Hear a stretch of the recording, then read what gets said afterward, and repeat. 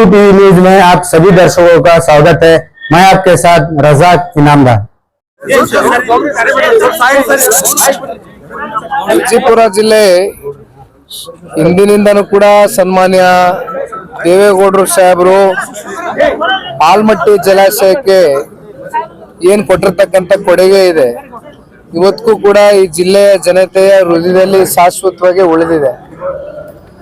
ಈ ಭಾಗದಲ್ಲಿ ಚುನಾವಣೆಗಳ ಸಂದರ್ಭದಲ್ಲಿ ಇವತ್ತು ನನ್ನ ಜೊತೆಯಲ್ಲಿ ಇಲ್ಲಿ ನಿಂತಿರ್ತಕ್ಕಂಥ ಶಾಸಕರು ರಾಜುಗೌಡರು ಇನ್ನೂ ಹಲವಾರು ಜನ ಶಾಸಕ ಮಿತ್ರರನ್ನ ಗೆಲ್ಲಿಸ್ತಕ್ಕಂಥ ಸಾಮರ್ಥ್ಯ ಪಕ್ಷದ ಕಾರ್ಯಕರ್ತರು ಮುಖಂಡರುಗಳಲ್ಲಿದೆ. ಜೊತೆಯಲ್ಲಿ ನಮ್ಮ ಕೆಲವೊಂದಷ್ಟು ವ್ಯತ್ಯಾಸಗಳಿಂದ ನಾವು ಸೀಟ್ಗಳನ್ನ ಈ ಜಿಲ್ಲೆಯಲ್ಲಿ ಕಳೆದುಕೊಂಡಿರಬಹುದು.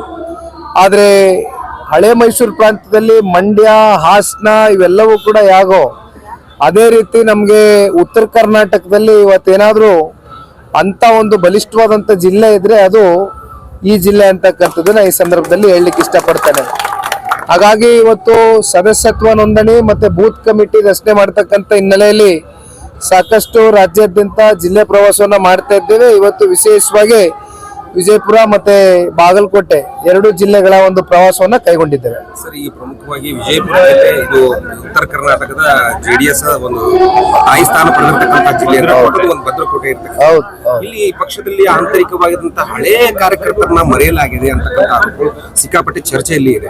ಇದನ್ನ ನಿಖಿಲ್ ಕುಮಾರಸ್ವಾಮಿ ಅವರು ಯಾವ ರೀತಿ ಇದನ್ನ ಹಳೆ ಕಾರ್ಯಕರ್ತರನ್ನ ಮತ್ತೆ ಹೇಗೆ ವಿಶ್ವಾಸಕ್ಕೆ ತೆಗೆದುಕೊಳ್ತಾರೆ ಅಂತಕ್ಕಂಥ ವಿಚಾರ ಬಹಳಷ್ಟು ಚರ್ಚೆ. ನಾನು ಜಿಲ್ಲೆಗೆ ಬರ್ತಾ ಇದ್ದಂಗೆ ಸನ್ಮಾನ್ಯ ದೇವೇಗೌಡರು ಸಾಹೇಬರ ಸಮಕಾಲದ ವಯಸ್ಸಿನವ್ರನ್ನ ಬಹಳಷ್ಟು ಜನನ ಇವತ್ತು ನಾನು ಇಲ್ಲಿ ನೋಡಿದೆ.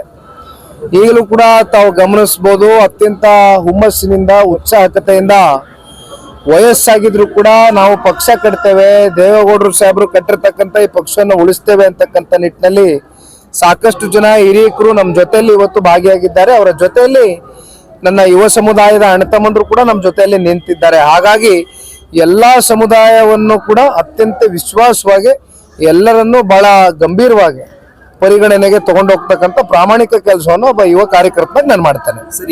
ಅಂತಕ್ಕಂಥ ಪಕ್ಷದ ಒಂದು ನಿಲುವು ಏನಿದೆ, ಜಾತ್ಯತೀತ ಅಂತಕ್ಕಂಥ ನಿಲುವೇನಿದೆ, ಜನತಾದಳ ಪಕ್ಷ ಎಂದೂ ಕೂಡ ಆ ನಿಲುವನ್ನ ಬಿಟ್ಕೊಡ್ತಕ್ಕಂಥ ಪ್ರಶ್ನೆ ಇಲ್ಲ. ಜಾತ್ಯತೀತದ ನಿಲುವಿನ ಮೇಲೆ ಈ ಪಕ್ಷ ಸ್ಥಾಪನೆ ಆಗಿರ್ತಕ್ಕಂಥದ್ದು ಅದು ನಿರಂತರವಾಗಿ ಉಳಿಯುತ್ತೆ.